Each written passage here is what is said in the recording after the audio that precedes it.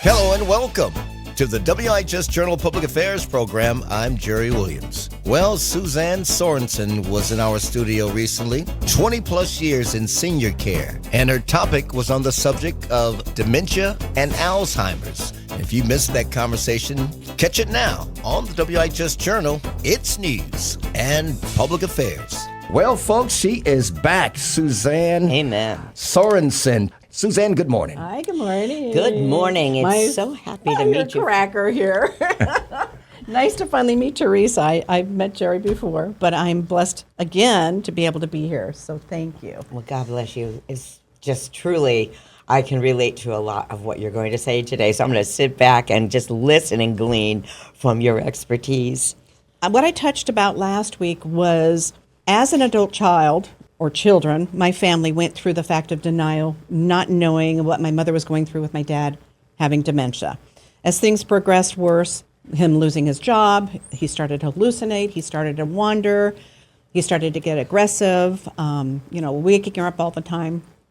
We didn't see that because Dad was great on the phone. It was always like, oh, he's fine, he's fine, he's fine. So that's why I called it Denial is Not the River of Egypt, because as adult children, if you're not there all the time, you're not seeing the things that happen on a day-to-day basis that a spouse or somebody that lives with somebody that has started that progression of memory loss may be doing. So the behaviors start to change. The routines start to change. So my mother would say, well, you don't understand. He's taking a knife and he's slicing napkins, or he's starting to make coffee without the water in the coffee maker, or he's going into the garage, but he's playing with electrical, So how does a spouse or a child redirect that behavior without getting somebody really mad at them is another thing I want to talk real quick about today. Having her go through that transition to where it was no longer for him to be safe at home, we did have to put things into place. And one of the things that didn't work was an aid, which we tried. But when you have somebody that's very upset and very mad, and they understand that they have dementia and they're going through it, it can make them even madder, because it's very frustrating when somebody says, well, why are you doing that? Why don't you do this? And don't you remember? And then that frustration grows, so that aggressiveness can go a little bit bigger than you want it to go. So Dad, for his safety, because of his wandering out in the desert area, we had to move him into a community. My mother had a different type of dementia. So hers wasn't Alzheimer's per se, it was vascular. And I called her the happy dementia.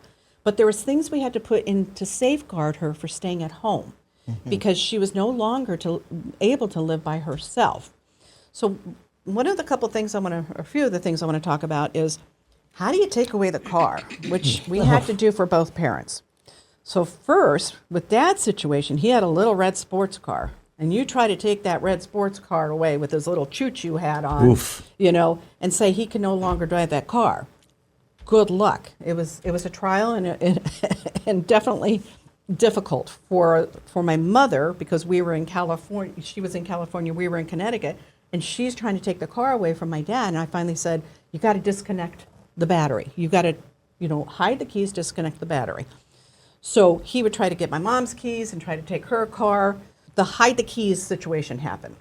Later with my mom, I used the excuse and said, "Mom," when her dementia started to progress, if you can pass the test with the auto club, we're going to take you to the auto club or a driving school, and if you can pass that test today and you can reverse the car, you can park, you can parallel, you can make a right and left-hand turn okay, then you can keep driving, because at that point it was an advanced dementia. But unfortunately with her dementia, she would forget to do certain things, or just get busy and fall. So her vascular dementia led her down a different path of, now what do we do about safeguarding the house for her to stay home safely as this progression changes? What can we put in place? So some of the things that we did is put a grab bars in the house everywhere. So Mom would fall, and she'd fall down to the floor, but there's no grab bar on the floor. How are you going to pick yourself up? You need off that the floor to push when you don't yourself have up. the upper body strength. So I had grab bars, believe it or not, 2.5 feet from the ground. And then we put long grab bars in the hallway, because we know them as wall walkers. When dementia starts coming through, or your body starts to break down, you don't have the strength to do what you used to do. So putting grab bars even in a hallway, like a long grab bar, not just a little grab bar. Into the garage, having a grab bar, into the shower, a grab bar. The other thing I absolutely recommend if somebody's still in that position where they're safe to stay at home is do a fall detection system, which they call it the life alert. I've fallen and I can't get up, one of those things. Well, guess what? The fallen and I can't get up didn't work for my mother for the first 2 types because she'd have to push the button. Until we got a true fall detection system, when my mom hit the ground, it called. So we had a key that was outside the house hidden. The company knew where the key was, and they can go in and rescue her because my mother would hear in the background, "Tony, do you need some help?" That's what was my question. So how are Tony they would going to say know yes. to push the button? They don't have to push the button. So the problem was the other things just weren't working because she just didn't wear them. But this one, she understood she had to keep it on.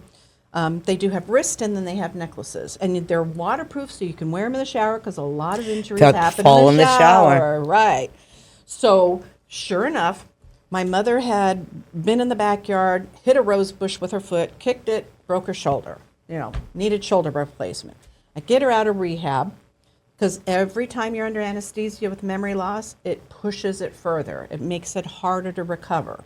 So you'll see sometimes the escalation of the memory loss going faster than you thought.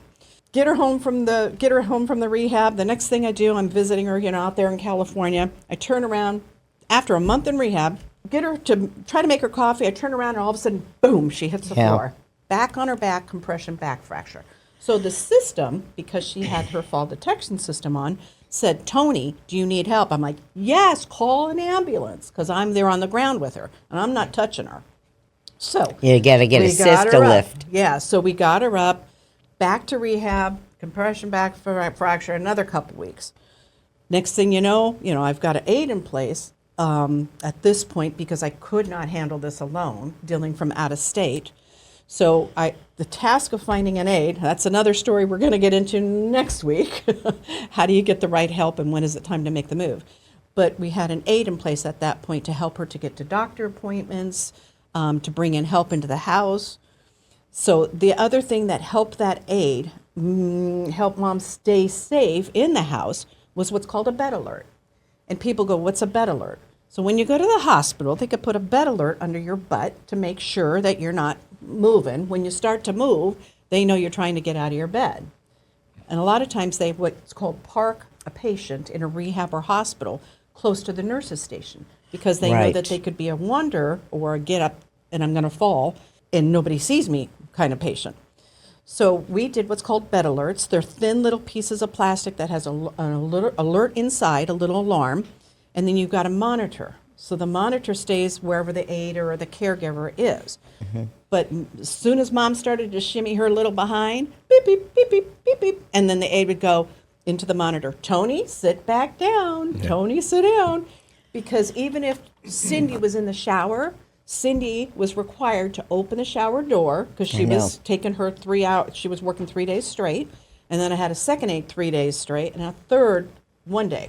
So Cindy, when you're taking a shower, that door's got to stay open. So I need you to watch that camera because when you hear mom move, you got to see what she's doing. So Tony, sit down. Tony would sit down. So that works. The other thing that bed alert does at night to help out, because we had 2 bed alerts, is we had one under her butt in the bed. So when because mom liked to get up to go to the bathroom every night, right? Well, that's another thing I'm going to suggest is you cut off the liquids at 7 o'clock p.m. Because once you start drinking... This way, they don't have that urge to go to the bathroom. The urge to go. So mom always had that urge to go. So I said, no more. I said, it sounds cruel, but she wants to wet her whistle. You put a little drop of water next to her nightstand and she can wet her whistle. That helped on decreasing getting up at night. And if you'd like more information about what you heard today, call WIHS 860-346-1049, 860-346-1049. I'm Jerry Williams for the WIHS Journal. It's news and public affairs.